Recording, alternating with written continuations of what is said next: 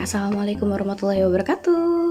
Halo, selamat pagi anak-anak kelas 3. Untuk pembelajaran hari ini, kita akan dilaksanakan secara online terlebih dahulu ya. Untuk itu, silahkan siapkan buku paket tematik 3C dan buku tulisnya, serta jangan lupa juga siapin alat tulisnya ya. Sehabis itu, silahkan kalian duduk yang manis, duduk yang nyaman untuk mendengarkan video pembelajaran hari ini. Untuk pembelajaran yang pertama adalah bahasa Indonesia dengan materi menyampaikan informasi dalam bentuk peta pikiran. Untuk anak kelas 3 nih, ada yang pernah dengar belum peta pikiran itu apa? Nah, buat yang udah pernah dengar peta pikiran itu apa, kita simak lagi, dan buat yang belum tahu, dengarkan baik-baik ya. Dalam menyampaikan informasi bisa dilakukan dengan berbagai cara. Ada yang secara lisan ataupun tulisan. Untuk yang hari ini kita akan belajar tentang menyampaikan kembali informasi dalam bentuk bagan ataupun peta pikiran. Bagan atau peta pikiran dibuat berupa gambar skema. Gambar skema itu nantinya akan membentuk suatu urutan di mana informasi akan tersampaikan secara berurutan. Jadi, para pembaca tidak akan merasa bingung dan lebih mudah dalam menyerap informasi yang akan kita sampaikan.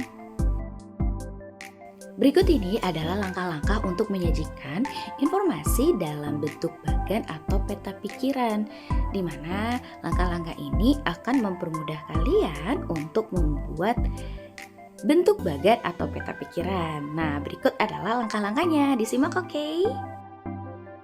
Dalam menyampaikan informasi kembali, tentu akan ada sebuah teks yang harus kalian baca dengan cermat dari awal sampai akhir tanpa ada yang kelewat, biar kalian tahu apa yang sedang kalian baca. Yang kedua, carilah informasi penting yang ada di dalam teks. Ini adalah salah satu langkah terpenting yang kalian lakukan dalam menyajikan kembali informasi. Lalu setelah itu, susunlah informasi penting yang sudah kalian temukan tadi secara berurutan. Berurutan di sini adalah dari yang awal kalimat, di awal paragraf, ataupun sampai ke akhir paragraf. Jangan sampai yang informasi ada di akhir paragraf menjadi di awal paragraf, itu akan salah. Maka dari itu, berurutanlah dari paragraf awal sampai paragraf akhir. Dan untuk langkah terakhir, ini adalah langkah terpenting yang kita lakukan, yaitu tulis kembali informasi tersebut dalam bentuk bagan atau peta pikiran. Nah, udah kebayang belum peta pikiran atau bagan itu seperti apa? Nih, Bu Ninis kasih contohnya ya, perhatikan baik-baik, oke?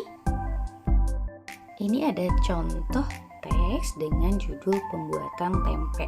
Silakan kalian pause dulu video pembelajaran ini dan baca baik-baik. Nah, berikut ini ada contoh bentuk penyajian dalam bentuk bagan atau peta pikiran. Untuk itu, informasi penting dalam teks tersebut akan berjumlah 8.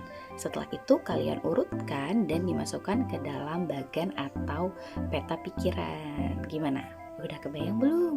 Peta pikiran atau bagan itu akan berbentuk seperti apa? Jumlahnya nanti menyesuaikan dari informasi yang kalian dapatkan. Kalau informasi pentingnya akan hanya ada 4, maka bagiannya pun akan berjumlah 4. Kalau yang ini ada 8 informasi penting, maka dari itu bentuk peta pikirannya nanti akan ada 8 kotak menyesuaikan dengan informasi penting yang kalian dapatkan. Bu Ninis punya latihan untuk kalian. Silahkan baca teks informasi berikut, lalu buat bagan atau peta pikirannya di buku catatan kalian masing-masing. Besok saat ke sekolah akan menulis periksa, jadi harus kalian kerjakan ya. Teks informasi dicukupkan sekian. Untuk berikutnya kita akan masuk ke dalam pembelajaran PPKN, di mana materinya adalah sikap bersatu dalam kehidupan sehari-hari. Sikap bersatu tuh apa ya artinya? Ada yang udah pernah dengar belum sebelumnya? Simak baik-baik ya. Sikap bersatu adalah sikap berkumpul untuk mencapai tujuan bersama, di mana tentu ini dilakukan secara bersama-sama dengan teman kalian, keluarga, ataupun orang-orang yang ada di sekitar kalian. Berikut adalah contoh-contoh sikap bersatu yang ada di lingkungan sekitar kita. Yang pertama, sikap bersatu yang ada di lingkungan rumah. Contohnya adalah ketika kalian saling membantu dengan orang-orang yang ada di rumah kalian.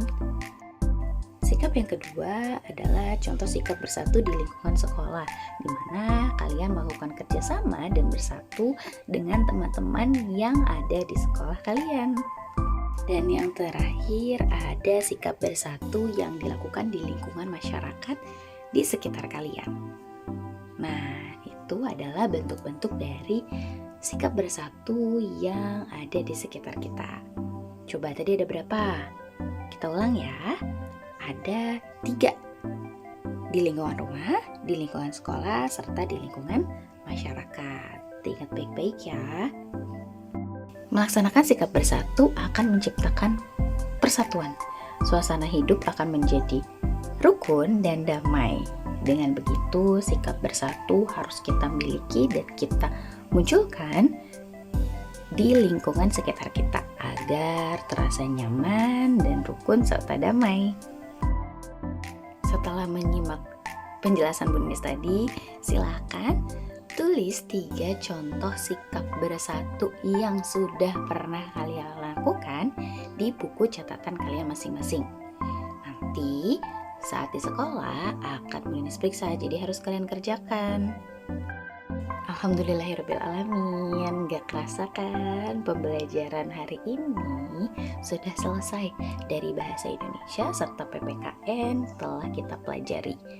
Jangan lupa tugas-tugas yang tadi sudah Bu Ninis berikan harus dikerjakan, karena nanti akan Bu Ninis periksa ketika kalian kembali ke sekolah. Terima kasih anak-anak kelas 3. Dicukupkan sekian. Wassalamualaikum warahmatullahi wabarakatuh. Bye-bye.